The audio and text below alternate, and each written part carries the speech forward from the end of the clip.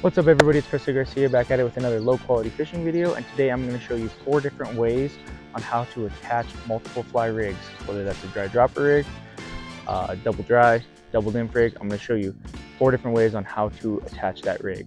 So without further ado, let's get into it.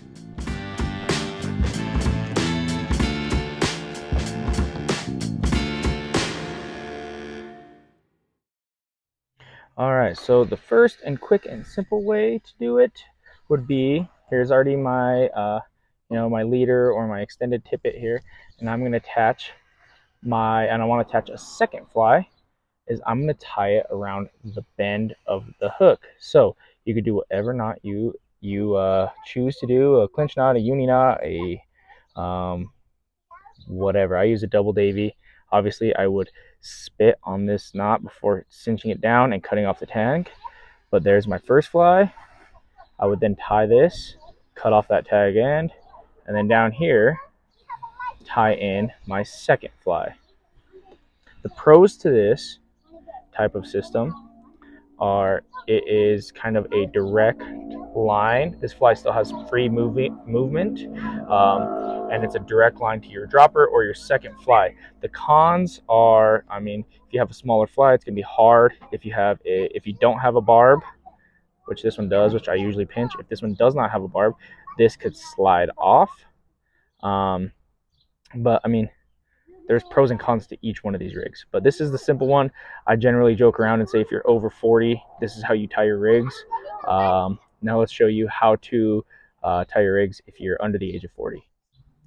All right, so we just kind of tied that last one off the bend of the hook, and I joked around and said if you're over the age of 40, that's generally what you were taught to do. This is my leader or my extended tippet section, then I tie off the bend.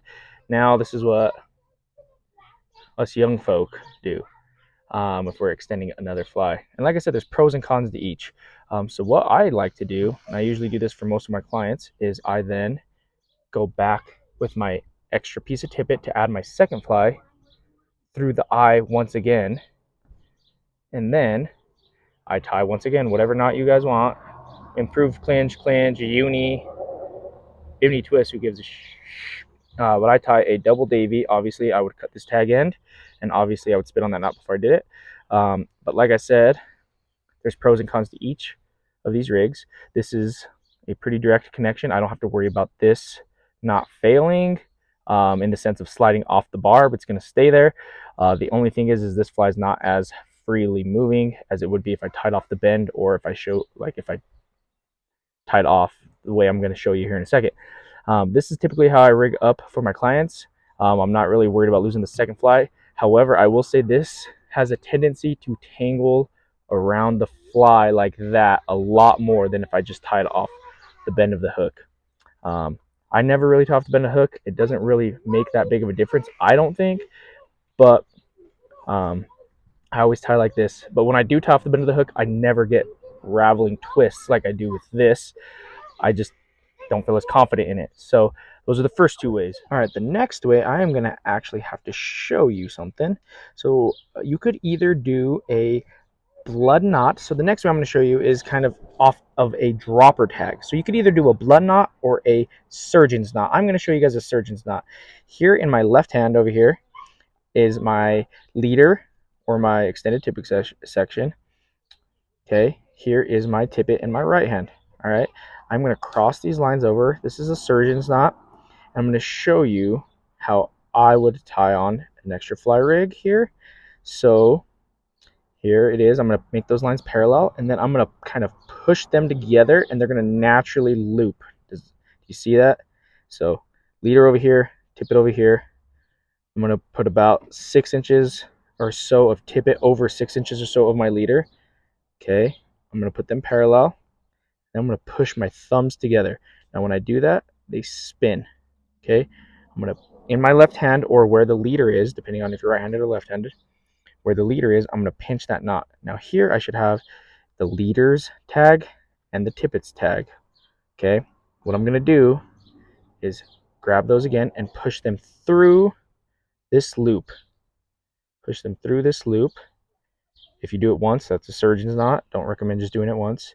If you do it twice, that's a double I usually do a double or a triple. So 3 times through at a minimum, or 2 times through at a minimum, 3 times through at a maximum. Right now I'm doing a double. I'm going to spin on that knot, cinch that down. I want to make sure I pull on all 4 ends. So I will cinch it down, pulling on all 4 ends. Then I will grab the leader side and the tippet side and cinch those down. And then I will grab the tag ends on both sides and cinch those down just to make sure I have a pure connection. Now this is a bulky line. That knot does not look super great. But, so now I have my leader in my left hand over here and my tippet in my right hand. What I'm going to do is cut this upper section that is pointing towards my leader, this dropper, and then on this side, I am going to tie my first fly here, and then way down here where my end of my tippet is, the terminal end, I'm going to tie my second fly. So I'll show you what that actually looks like with actual flies and actual line here in a second. But that is a simple way to add a dropper tag. Simple way to add a dropper tag. Remember, you want to cut the one that is pointing up towards your leader or towards your fly line. The reason why is if we get a fly or a fish to eat this first fly and it pulls up, it can loosen that knot. If you tie on to the bottom of this one, the terminal end, it will actually cinch that knot a little bit tighter. Okay, so in all reality, and I'll actually do it right now, I'm going to come in and cut this line that is facing towards the top. So leader in my left hand here, leader over here, tippet over here, dropper tag there, first fly there, second fly here. All right, here it is, how it looks with actual flies on the rig. So this side would be over here in my left hand would be my leader connecting to my fly line. Here is my triple surgeon's knot. Here's my first fly on a dropper tag. We call that a dropper tag. And then obviously way further than this, here's my second fly, my terminal fly. Little father-son action here. The adult and the nymph. But anywho, so this is how I would rig this up. I actually prefer to rig like this. If you're familiar with European style nymphing, this is how they rig. They usually have a dropper tag and then their second fly, tungsten beaded jig, tungsten beaded jig. I actually fish that same way but under a bobber a lot of the times. I got away from Euro nymphing. But yeah, I will fish double nymphs like this. I will fish double dries like this, and I will actually fish exactly how this is set up. Maybe it's not so heavy of a nymph, but I will fish a dry dropper. The reason I really like it for dry droppers is it allows both flies to act freely and move freely, but if this bottom fly gets taken by a fish, this will get taken down, and it's pretty easy to see the strike. The cons to this are, as you could tell, very tangle prone, especially if you're a beginner angler. It's very tangle prone. This is more of a intermediate to advanced angler type of setup, but it definitely is a really good setup if you choose to do so. I definitely put this on my rig when I'm fishing on my own most of the time. If I'm double nymphing, double dries, dry dropper, I will fish this rig 90% of the time. So it's a really good rig. Like I said, it's just tangle prone, but it's the way I like to fish. So all right, here is the fourth and final way. I personally have done this maybe twice. I'm not a big fan of it, but I thought I'd show you anyway. Some people are big fans of it. So I have a ring here. This is an actual ring, but let's say this is my line to my my leader. This is my leader to my fly line, somewhere over yonder in the yonder direction. I will tie a tippet ring to the end of the leader, and then off that tippet ring, I will tie my first fly on its own tag end, its own little dropper tag, and then I will tie another dropper tag with my second fly. If you thought the last rig was tangle prone with the double surgeon's knot, this is even more tangle prone. I've done it 2 or 3 times. I know people that do it quite often. I personally don't like it. It is very tangle prone, but I thought I'd show you anyway.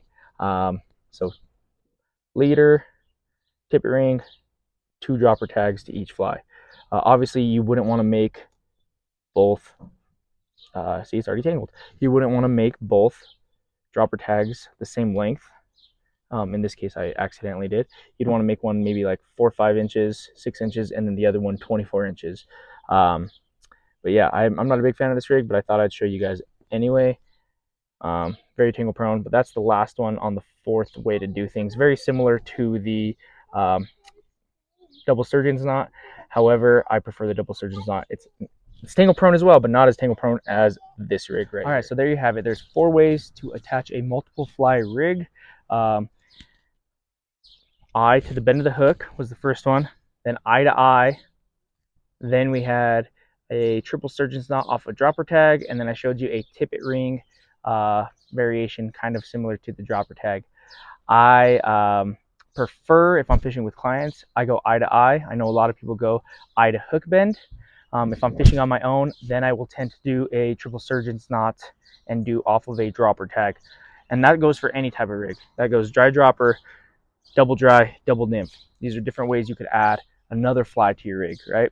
You could use whatever knot you prefer to use. Improved clinch knot, uni knot. I use a double Davy knot. You could also use like a Pitson knot. Those are really good. But yeah, so there's just different ways to attach multiple flies to one rig to get out there fishing. So you know, pretty simple stuff, kind of beginner level stuff, but a lot of people have questions about this and don't exactly understand this stuff. I'll get a lot of questions about what's better, what's not better. It's honestly whatever you think, whatever you prefer, however you like to fish, whatever you're confident with. Confidence is key in fishing. Whatever you're confident with, you'll fish better, you'll have less tangles. So have some confidence in that and fish it the way you like. So that's the end of the video. So all that lovely, sorry, my kids are messing around on my boat. All that lovely YouTube stuff, smash the bell, like, subscribe, share. I have no idea. Thanks to all 6 of my subscribers. Maybe I'll end up with 3 more after this lovely video that I just shot.